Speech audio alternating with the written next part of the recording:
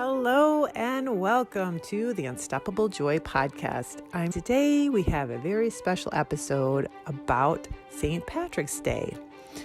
We are going to discuss the history of St. Patrick's Day and the man of St. Patrick. So pull up a chair, grab your favorite beverage, and let's get started. St. Patrick's Day has been around, celebrated since 1631. It was actually a feast day that was set aside to honor St. Patrick. It was thought that he died on the 17th of March, and so that's the day that we celebrate St. Patrick's Day. And through the years, the meaning of St. Patrick's Day has totally changed.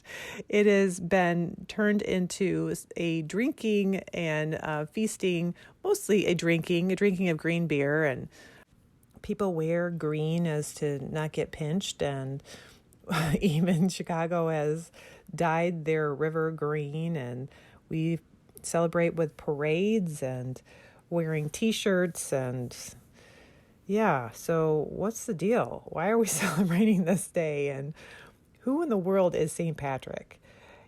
I was just floored when I did some research about him because he really is an incredible person. Obviously, he must have been pretty incredible for celebrating a whole day to him, and he's actually a saint in the Catholic Church. But who is he and what's his story? Well, St. Patrick is actually not Irish. Sorry to disappoint, but he's not an Irishman. He actually was Roman, and his name is actually not Patrick. He adopted that name after some time, but he was born in Britain, the northern Welsh-speaking kingdom at the time, during about 386 AD. And he actually wrote an autobiography, which we find a lot of this information from, but his birth name is actually listed as Maewyn Succat, Succat. So he later changed his name to Patrick during his religious journeys and ordainment. During the time of his birth, there was a lot of uncertainty in the Roman Empire, and Roman legions that once protected the civilized Britain from the barbaric invaders were called away to defend themselves in other regions of the Roman Empire. So it kind of left Britain vulnerable to attacks. Now, Patrick was with his parents, who were quite wealthy. His father was a tax collector, a civil magistrate, as well as a deacon in the church. They were, on holiday by the sea, and they were actually attacked by Irish pirates. And Patrick, at the age of 16 years old, was captured and then taken away to Ireland and made to be a slave. This sounds a little bit familiar from our story about Squanto back from Thanksgiving. It just brought up a lot of memories of that. But so apparently Patrick's family escaped, but Patrick and some of the family's workers were captured, and then they were taken to Ireland. And Patrick was sold as a slave to a Druid tribal chieftain, and he was given the task of being a herdsman. Now, although Patrick was raised in a home of faith and Christianity, he had never been converted to Christianity. In his autobiography, Patrick wrote that the Lord opened my senses to my unbelief, so that though late in the day it might be remembered my many sins, and accordingly I might turn to the Lord my God with all my heart. This began a love affair between Patrick and God. He was sold out for the Lord, and he didn't let anything hold him back. As a matter of fact, he became known as the holy boy among the other slaves. And one night, Patrick actually had a dream that said that he was soon going to be returning to his own country, and he was being told in the dream to come and see where your ship is waiting for you. So here he is 6 years later, at the age of 22, he escaped. Again, from his autobiography, he writes that he turned and ran from the man he had been bound to for 6 years. And yet I came away from him in the power of God, for it was he, capital He, who was guiding my every step for the best. And so I felt not the least anxiety until I reached the ship. That's an incredible story in itself, that God basically led him through a dream to run away from his captor, and that there was a ship actually waiting for him there. Now, this wasn't just like over the hill. It was a 200-mile hike to the coast of Ireland where he found this ship. That is just miraculous. So here's Patrick. He approaches this boat and he asks if he can come aboard. And initially they told him no. But then as he started walking away, someone yelled back to him that he could come aboard. So again, he has another miracle where someone just allows him to come on board the ship. The journey back to Britain was not an easy one. And I guess they had run out of food, and Patrick had not been shy about sharing his faith about Christ. And at one point, when they had run out of food, the captain turned to Patrick and challenged him to ask God for more food. And what Patrick says is so amazing. He says, "Turn trustingly to the Lord, who is my God, and put your faith in him with all your heart, because nothing is impossible to him. On this day, he will send us food sufficient for our journey, because for him there is abundance everywhere." According to his autobiography, when the men turned around, a herd of pigs was standing before them, and they feasted for days and gave thanks to God. Apparently on this journey, they had to stop at some point. I don't know if they were finding safe harbor or they were just trying to find food. And that was the story that unfolded there. 2 years later, he finally makes it back to his mother and father. His parents were so thrilled to have him back, and they begged him never to leave them again. But as things go, Patrick started having another dream, and this time Patrick saw someone shouting and begging for him to come back among them again. It was the Druids. And Patrick told his parents about this dream, and he told his church leaders about his plans to return to Ireland, and none of them felt the Druids were worth saving. However, Patrick went back again. Patrick actually went back to his former slave owner and tried to share the gospel with him. The Druids, they are a pagan religion, and this man who was the Druid tribal chieftain refused to hear about Christ. He actually locked himself in his house and set it on fire while Patrick stood outside and pleaded with him to turn to Christ. And it is said that this man drowned out Patrick's pleas by crying out to his false gods. Needless to say, Patrick faced opposition when he was sharing the gospel across Ireland.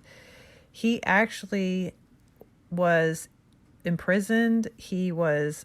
They attempted to poison him, and they killed his chariot driver. He was in constant danger during this time. And he actually, to even go to Ireland, he had to sell his title of nobility to become a slave of Christ, because everybody at home didn't want him to go. So he basically was going against his family's wishes. He was facing opposition, but he does it willingly. He writes in his autobiography, Confessions, "As every day arrives, I expect either sudden death or deception, or being taken back as a slave, or some such other misfortune. But I fear none of these, since I took the promise of heaven and have flung myself into the hands of the all-powerful God who rules as Lord everywhere." St. Patrick is an example of incredible faith and determination. He definitely could have been angry, and he could have been bitter against all these people, first of all, for capturing him and enslaving him. but he goes back to them and he's rejected by them over and over again. I can't say he didn't make any progress in Ireland, because today we are celebrating him as the patron saint of Ireland. And there are stories that he drove all the snakes out of Ireland.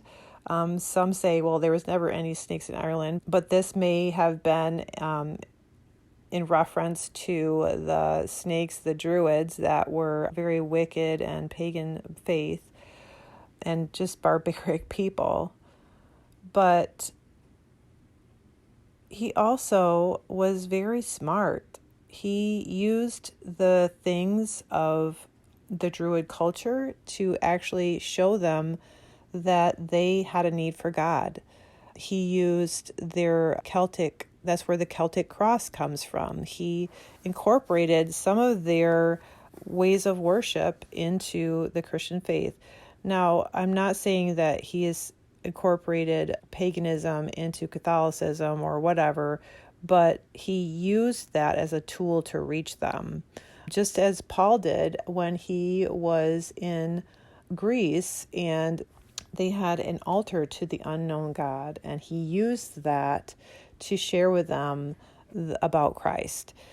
St. Patrick also used the clover, the 3-leaf clover that we see as a huge symbol of St. Patrick's Day. And that was a symbol that he used. It was 1 leaf, but it was 3 lobes.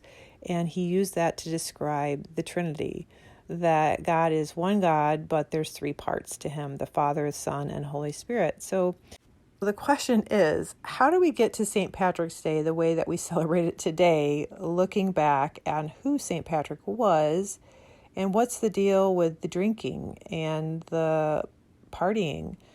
Well, the day of St. Patrick's Day was a day that was initially set up to remember and celebrate the life of St. Patrick. And it is in the middle of the Lent season where people usually give up certain indulgences or things as a way to show their need for Christ. Things that they give up are sometimes food, sometimes a habit, sometimes a practice, sometimes alcohol. And so it would be a day that it was a reprieve from that, and it was actually a feast day. So if you were celebrating Lent, this was one day where you could have a day of reprieve from that. And so the whole idea of drinking becoming a big part of this was a marketing scheme from Budweiser, actually, in the 1980s.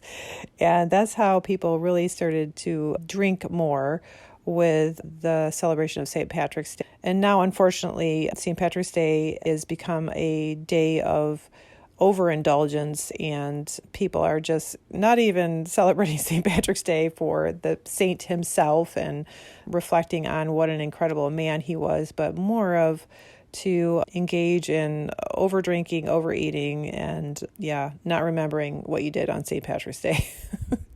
So I just wanted to share this with you because I think he's just such an incredible example of just living life to the fullest and not allowing life's difficulties to hold you back. He could have been so stuck in his bitterness and his anger, but he went right back to the people that had persecuted him, who had treated him poorly, and he shared the gospel with them and tried to show the love of Christ. So next time you're thinking about St. Patrick's Day and having a celebration around the day, remember the man behind the celebration. Happy St. Patrick's Day. Have you looked at your power bill lately? I had no idea, but consumer energy's prices have gone up 40% in the last 3 years. It's pretty scary when you think about it. Who knows what the ceiling is going to be in energy costs? And that's why I want to encourage you to reach out to Solar Grids Grand Rapids. This company is been around for over 13 years, and they are providing homeowners and businesses with solar grids so that they can then supplement the amount of electricity that they use, and in some cases, actually sell it back to the electric company. Once you have your solar grids installed, you can lock in your electricity rates for the next 25 years. That's a huge savings if you think about it. And there are also incentives to have solar grids installed in your home, up to 30% of tax rebates. Wow, those are some big numbers. So reach out to Solar Grids Grand Rapids today at solargridsgrandrapids.com and ask them for a free consultation. They'll be happy to go over your current electricity bill with you and see if Solar Grids is a good fit for you.